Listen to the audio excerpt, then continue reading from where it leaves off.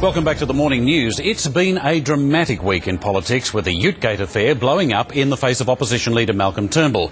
Joining us to discuss the fallout from the row is Finance Minister Lindsay in Melbourne and Shadow Finance Minister Senator Helen Coonan in Sydney. Thank you both for joining us. Firstly, Senator Coonan, at the beginning of the week, the opposition was well focused, had a vigorous campaign targeted at the Prime Minister, at the Treasurer. By the end of the week, the question has to be, how could the opposition have got it so wrong?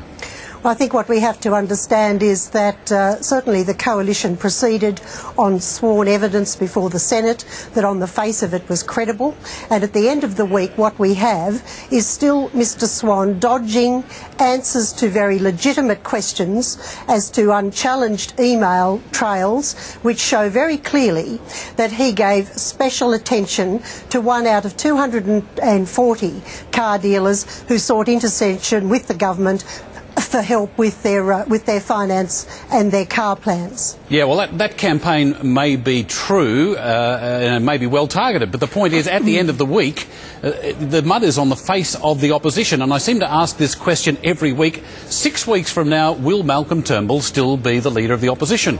Oh, well, look, there's no doubt about that. If you were the opposition, and I'm sure that Lindsay would actually agree with this, Lindsay Tanner would agree with this, you have to have a go, and Malcolm's team is absolutely behind him, taking the fight up to the government. If we didn't do that when presented with the evidence that appeared on its face to be credible, we wouldn't be worth the title of opposition. I guess the question then for Mr Tanner is, would the Treasurer in fact be resigning at this part of the week if it were not for that fake email showing its head?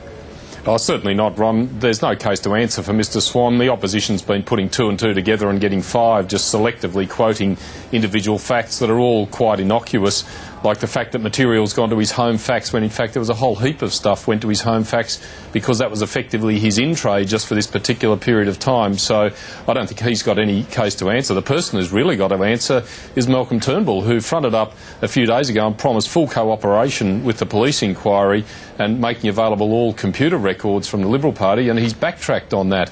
Now, these are potentially serious crimes involved here. This is not just your ordinary leak, your ordinary debate about an issue.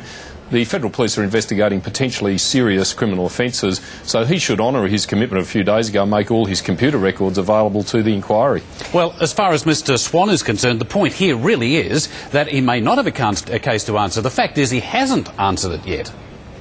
Well, look, I don't agree with that at all, Ron. I think he's answered it comprehensively. It's complex. There's lots of little bits of facts, bits of issues here and there, because it's a very wide-ranging program that's designed to assist car dealers, and there's lots of toing and froing involved. But there's really no wrongdoing on the part of Mr Swan at all here. All that's happened is a handful of isolated facts have been pulled out, taken right out of context, misrepresented to make it look like he's done something wrong. And there's no evidence of any wrongdoing at all. Senator Coonan, I can see you champing at the bit here. Jump in. Well, what Mr Swan, of course, hasn't answered, and what is absolutely beyond dispute, is that there is only one car dealer out of 240 who actually had the contacts with the Labor Party, the highest in government, with the Prime Minister and the Treasurer, to warrant getting a personal phone call. Now, this is not the same treatment as every other distressed car dealer. This is somebody with very special connections who was able to call on those connections, speak to the Treasurer, organise intercession with the finance company, have his case reported personally to the Treasurer, and in very many ways Mr Swan hasn't fronted up to explain how this could happen.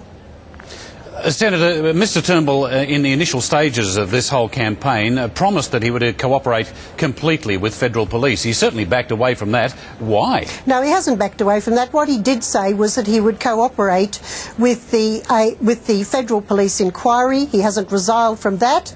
And what I think we have to ask here is, why is the Labor Party so afraid of having a judicial commission with all the powers of a royal commission, so that evidence can be taken, witnesses can be protected, proper testimony can be taken, instead of some fishing expedition about computers when it may not even be appropriate or relevant as to how leaks are given to the opposition? Mr Tanner? Well, Bill, there's no fishing expedition involved. Sorry, Ron, there's no fishing expedition involved here. There's simply a federal police inquiry. It's up to them what they seek to pursue in terms of evidence, and Mr Turnbull has backed away from that. No, and he hasn't. He hasn't backed away from the federal His stunt of calling inquiry for a judicial inquiry was simply a smokescreen to cover up the fact that he was backing away from his commitment. Nonsense. There's his already proposal three for a judicial inquiries inquiry is simply absurd. It includes, for example, inquiring into the behaviour of the Prime Minister after he has previously conceded that the Prime Minister's got no case to answer, the case couldn't be sustained. So the whole thing's blown up in his face. He's accepted that there is no case against the Prime Minister about corruption or lying, as he originally alleged, and yet he's still proposing a judicial inquiry. If the Labor Party has nothing to hide, they should have absolutely no fears about the transparency of shining a bit of light on all of the events surrounding this, including Mr Swan's conduct. Already happening and it through is a federal police important that instead of several inquiries in all different places, there's now 3 of them, there be one proper comprehensive inquiry with all the powers and protections of a Royal Commission. Well, I'm only aware of 2 inquiries, and that's the federal police investigation. There's also a Senate inquiry as well. There's 3.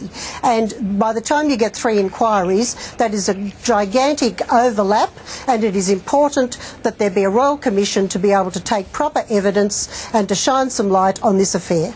I understood that the proposal for a Senate inquiry had not succeeded. Yes, it did. You, as a Senator, would know better than me. I do know better. Unfortunately, on this score, Lindsay, there is already an inquiry by the Privileges Commission referred by Senator Heffernan relating to whether or not Godwin Gretsch was improperly approached. Well, a fiery week in politics has certainly come to end in a fiery way. Senator Coonan and Lindsay Tanner, thank you both very much for joining us this morning on the Morning News on 10. I appreciate your time. Thanks, of course, Parliament now is into its 6-week winter break.